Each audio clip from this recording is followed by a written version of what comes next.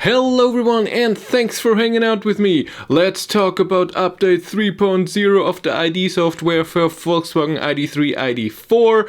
Very excited over the air update. It's coming hopefully soon. So I was invited to Wolfsburg by Volkswagen a week ago for a presentation of 3.0 and we got to see what the update will bring, how it's gonna work. I asked a lot of questions and I got answers. I didn't get the detailed answers like I said in 2.4 that I wanted to, but it's okay. First of all, what is needed? To get over the air update 3.0, you need 2.4 installed and you need WeConnect. Your car has to be connected to WeConnect ID and be online. That's very important. Otherwise, you don't get the update. I don't know this for sure, but as far as I know, there will be no email exchange like it was with 2.3 where you have to set yes, I want the update, please set my car, whatever. So it will just start downloading at some point whenever this will be. The info that I have was in the second half of the year. That would mean from June to December. I thought it was hoping a bit before June. Important, it's that ID3, ID4 right now still will look every 7 days if there's a server, if there's an update on the server. Before 2.03, cars had a bug where they misfired the update and they didn't do it the way that it's supposed to be. That should be fixed. So when the update for your VIN number, VIN without the number, for your VIN is selected, so your car can download the update, it should look every 7 days, and then it should see there's a download for you. It should download in the background, and when the download is done, you should get a message. Important is it will be a very large update, not as 2.03. Where can I say that? So it will take longer to download. It will be 2 campaigns, so 2 updates that have to be done, and it will also be a longer installation time.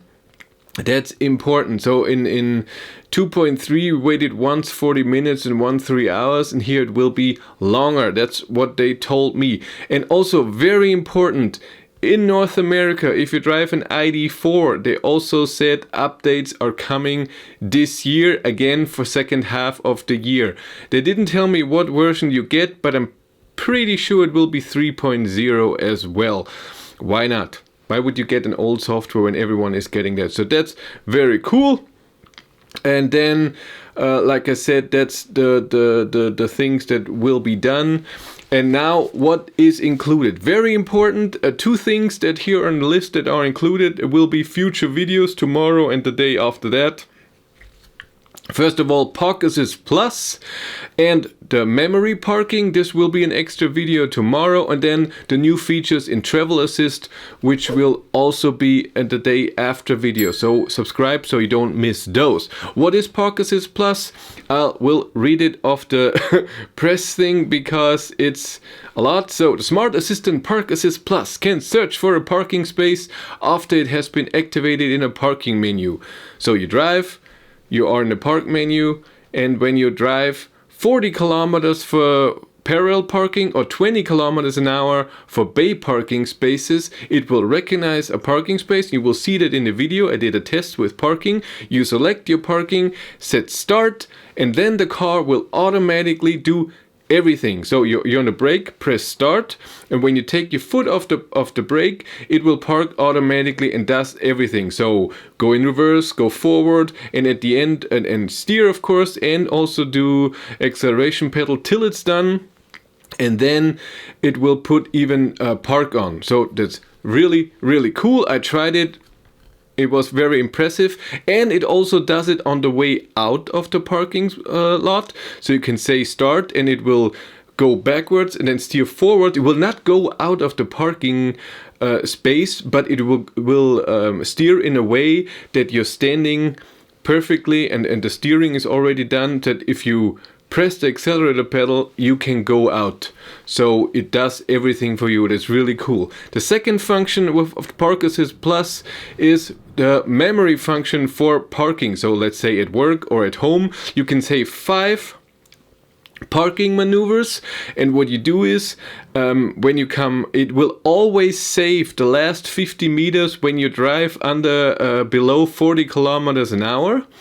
And when you then go to your parking menu, and let's say you come home, park at your home, you can then say save this parking, what I did just now, and then the next time you come at the same location, it will drive the same way you just did and park the same way with a different speed. So I think it will go only 5 kilometers an hour, but it will do the same maneuvers and park at the same spot. Of course, it will use all the sensors. If there's another car or whatever, or if there's something in the way, it will do that. And it does this the same as Park Assist Plus, with the sensors on the side and the rear view camera and the side cameras and everything.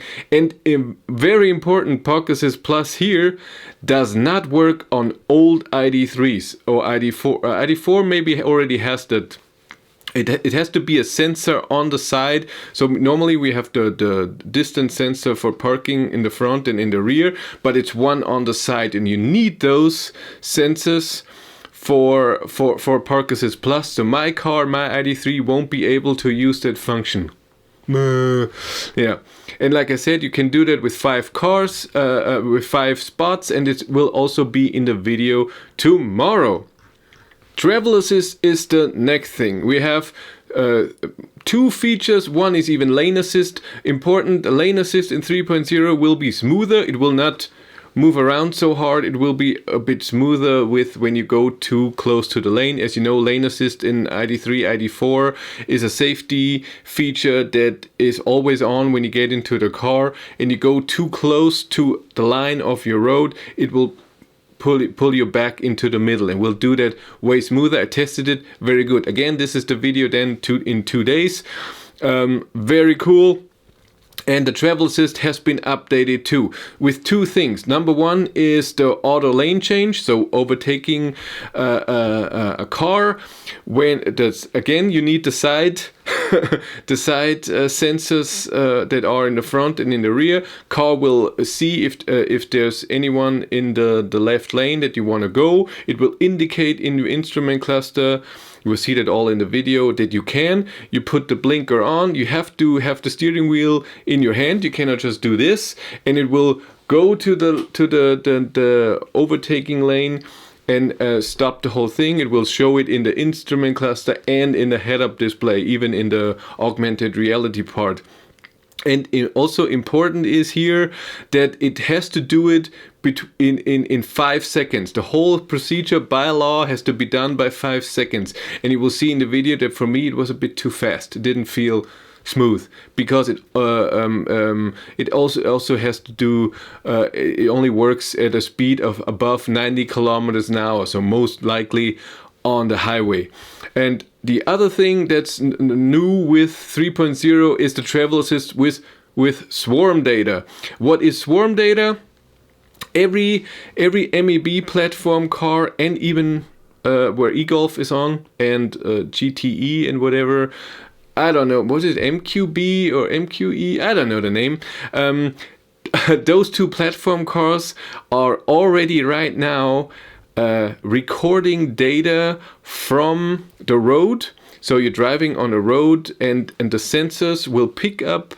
You said okay to this with your privacy message.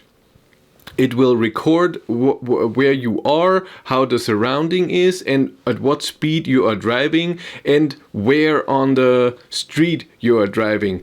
And then it will upload it to a server, and then when another car comes, it can, driving the same way, it can get this data and know, last time someone was driving here with this speed, a bit more to the right. Of course, it has to be more cars, not just one.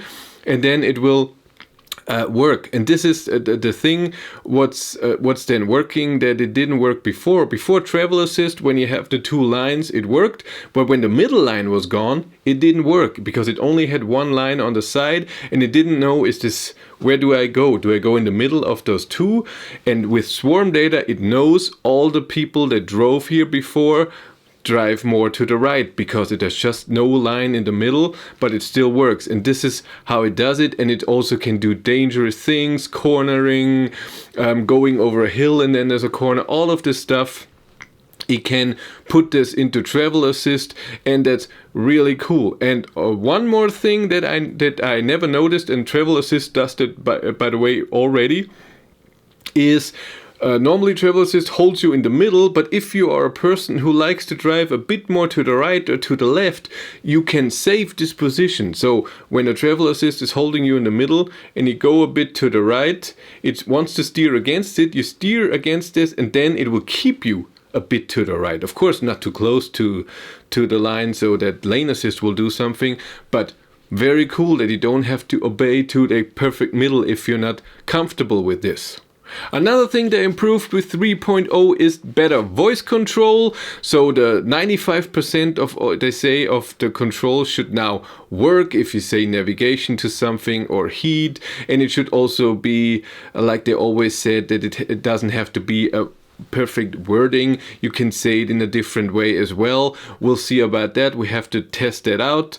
Another thing is that there will be new info in the augmented reality head-up display and in the ID light, like what I just said with the swarm data. If you get stuff or Travel Assist or the auto lane change, this will all be seen in there. Another thing is the smart e-route planner. So right now you can plan a route and in 2.3 and you can set it, your state of charge is at 80%, and then every charger that it plans, it will charge to 80%. With the smart e-route planner, you can now set with what state of charge you want to arrive at the charger, where you want to charge to, and so on. And you can even do preferences, and they're trying to make that better and better and better so that you can say I only want to charge at Ionity and I want to arrive with this and so on. So they want to get close to something like a better route planner, maybe not so detailed, but they're improving it with every update. We have to test it out and see how that is. Now let's go to battery and charging. When you have the 77 kilowatt hour battery or gross capacity 82 kilowatt hour battery, if you have a car, so ID3 or ID4 with that, if so far you have a peak charging power of 125 kilowatt. With 3.0 you will get 135. GTX ID4 should even get 150 kilowatt. So that's very cool. We like that. Faster charging speed. I think it's 6 minutes faster from 5 to 80% or so. Now let's talk about the changes in your instrument cluster infotainment system. In the infotainment system now the charging window is outside of vehicle. So in vehicle you still have your trip plan, your trip data and everything, but charging is now outside. And in your instrument cluster you now have state of charge right beside your range and the little battery indicator in it as a number, and it's really cool, not just under 10% like it is right now. Also what you have in the charging window now is battery care 80%, and this will only allow the battery to never be charged above 80%. And the last thing is the app. The app is already updated on your phone right now. WeConnect ID app is already updated, but the new version would only work when you have a car with 3.0. And you can already read at iOS, Apple, or Android Google Play Store what it will include. When you go into the information at WeConnect ID, you get a few things. For vehicles and ID family from ID Software 3.0, you get view your last parking position. So for me that sounds like where the car is, but not when it's driving. Check whether all the doors and windows are closed and the light is switched off. I would like if I could change that. So unlock or lock. Check whether the vehicle is locked. Temperature notification in cold weather to prevent the cold affecting battery performance. I don't know if you can change anything, so that battery is being heated or whatever, but that's cool. And also, since March 4th, there was an update for Android Auto, and it says now electric vehicle route planner integration in the app. So we'll see how that will work. Very excited. I'm right now in talks with Volkswagen that I maybe get a test car with 3.0 and can test it out a bit more, but I don't know if this will be possible. There's a high demand. We'll see. But let's all look forward to hopefully soon 2.4 and then over the air update 3.0. I will update you if I know anything more, a more accurate date or anything. And hopefully I can then show you 3.0 in my car as well. That would be nice. As always, I appreciate it if you want to support me either with Patreon or with channel membership here on YouTube. You get special things all the time. The people that supporting me are very nice. I appreciate them very much, and they get background info and anything is happening, they know it first. But that's it for me. Thank you much for watching. Have a great day and take care. Bye.